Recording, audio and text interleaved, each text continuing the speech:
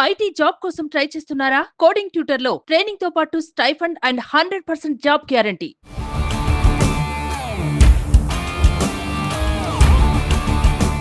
Welcome to Suman TV. ఖమ్మంలో రాజకీయం మొదలైంది. వరద రాజకీయం. ఇటు ముఖ్యమంత్రి అటు బీఆర్ఎస్ నాయకులు ఖమ్మంలో పోటాపోటీగా పర్యటిస్తున్నారు. ఈ పర్యటన నేపథ్యంలో బీఆర్ఎస్ నేత హరీష్ రావు పైన రాళ్ల దాడి జరిగినట్టు కనిపిస్తుంది.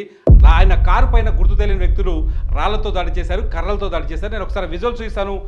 ఒక్కసారిగా అలజడి చెలరేగింది. ఇది హరీష్ రావు కూర్చున్న కారు ఒకసారి చూడవచ్చు. ఇది ఖమ్మం కంఠీనగర్లో జరిగింది ఈ సంఘటన.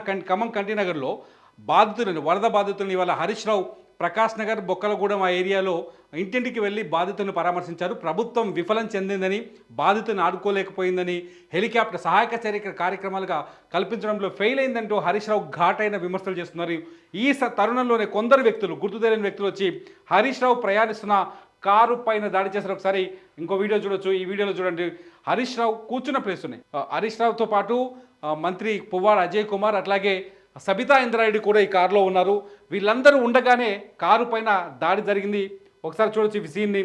కరెక్ట్గా హరీష్ రావు ఎక్కడైతే కూర్చున్నాడో, హరీష్ రావు కూర్చున్న ప్లేస్లోనే జరిగింది చూడండి దాడి. ఇది హరీష్ రావు కూర్చున్న ప్లేస్. ఈ ప్లేస్లో ఒక వ్యక్తి కర్రతో వచ్చి దాడి చేసింది. ఇది రాయితో కొట్టడం కనపడుతుంది, రాయి దాడిలా కనపడుతోంది.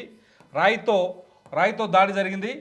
చూడండి, మొత్తానికి నిన్నటి నుంచి బాధితులకు పరిహారం విషయంలో కావచ్చు, లేకపోతే సహాయక చర్యల విషయంలో కావచ్చు, ఇటు బీఆర్ఎస్ వర్కింగ్ ప్రెసిడెంట్ కేటీఆర్, హరీష్ రావు వరుసగా ప్రభుత్వం పైన ఎడాపెడా దాడులు చేస్తూనే ఉన్నారు. ప్రభుత్వం పైన విమర్శలు చేస్తూనే ఉన్నారు. గవర్నమెంట్ అటు ఆంధ్రప్రదేశ్ ప్రభుత్వంతో పోలుస్తూ ఏపీ ప్రభుత్వం విజయవాడలో ముప్పుకు గురైతే ముఖ్యమంత్రి చంద్రబాబు నాయుడు వరదల్లో పర్యటించడం, వరదల్లో తిరగడం, వరదల్లో అందరితో రాత్రి పగలు కష్టపడి పనిచేయడం, ఆయన వరదల్లో ఉండి డ్రోన్ టెక్నాలజీ వాడడం, హెలికాప్టర్లను తీసుకొచ్చి వరదల్లో చిక్కుకున్న వ్యక్తుల్ని, మనుషుల్ని సురక్షిత ప్రాంతాలకు తరలించడం, ఇదంతా జరుగుతుంది. ఈ నేపథ్యంలో ముఖ్యమంత్రి అంటే ఆంధ్రప్రదేశ్తో పోలుస్తూ, ఆంధ్రప్రదేశ్ సహాయ కార్యక్రమాలతో పోలుస్తూ మొత్తానికి రేవంత్ రెడ్డి చుట్టూ బీఆర్ఎస్ కావచ్చు, బీఆర్ఎస్ సంబంధించిన సోషల్ మీడియా కావచ్చు, వరుసగా అటాక్స్ అయితే చేస్తుంది. ఇది స్పష్టంగా మనకు కనపడుతుంది.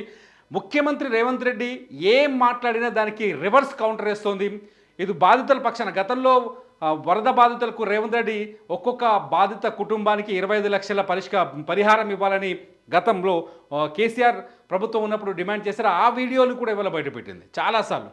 ఆ వీడియోని బయటపెడుతూ ముఖ్యమంత్రి ఇప్పుడు మాట్లాడాలి, రేవంత్ రెడ్డి ఇప్పుడు మాట్లాడాలి అంటున్నారు. మొత్తంగా హరీష్ రావు పర్యటన పైన, హరీష్ రావు పైన దాడి జరగడంతో ఒక్కసారిగా ఖమ్మంలో ఉద్రిక్త వాతావరణం ఏర్పడింది.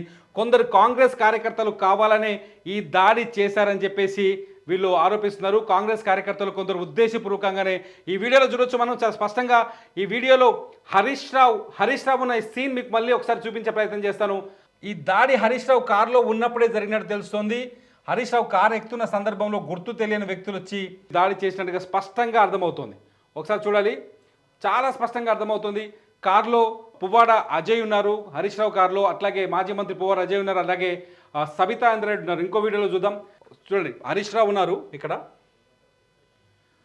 ఈయన జగదీష్ రెడ్డి, మాజీ మంత్రి జగదీష్ రెడ్డి ఖమ్మంలో వివిధ ప్రాంతాలు పట్టిస్తున్నారు. ఈయన పువ్వాడ అజయ్, మాజీ మంత్రి పువ్వాడ అజయ్, అట్లాగే ఈయన పువ్వాడ అజయ్, సబితా ఇంద్రారెడ్డి, అట్లాగే జగదీష్ రెడ్డి. హరీష్ రావుతో పాటు మరో 3 మాజీ మంత్రులు, బీఆర్ఎస్ కీలక నేతలు కారులో ఉన్నారు.